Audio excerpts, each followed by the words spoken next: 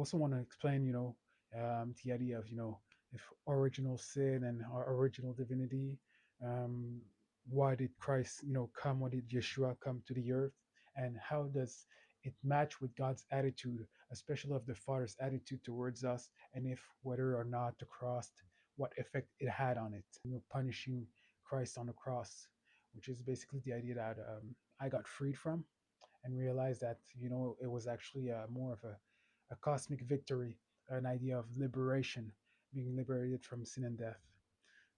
And also, I think a lot about the way that we've been perceived, we've been presented the gospel, gives us an idea of a father, kind of in like in Percy Jackson, a show that I saw, where there are the sons, the children of God, of the different gods that are kind of abandoned, and they're on the thrones in heaven far away, and they're, they, some of them are kind of not loved, and so, but when you get the idea and understanding of what the cross really is, what you start understanding is that, God's attitude towards humanity never changed. The Father's attitude towards humanity was always love. It was never wrath. It was never even anger, but it was always a love that wanted to reach out to Him.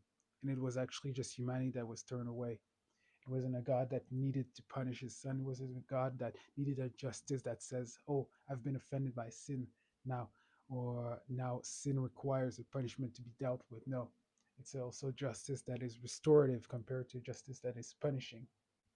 Yeah, and you also realize that you know that instead of a God that is outside of man, a Christ that outside of man, you have a Christ that was always inside of man, Christ in man, the hope of glory, which Paul said was revealed to him. You realize that even in Acts 17, when Paul preaches the gospel at Athens, Athene, anyways, well, he talks to unbelievers and he says that, you know, that even your own prophets say we are all children of God.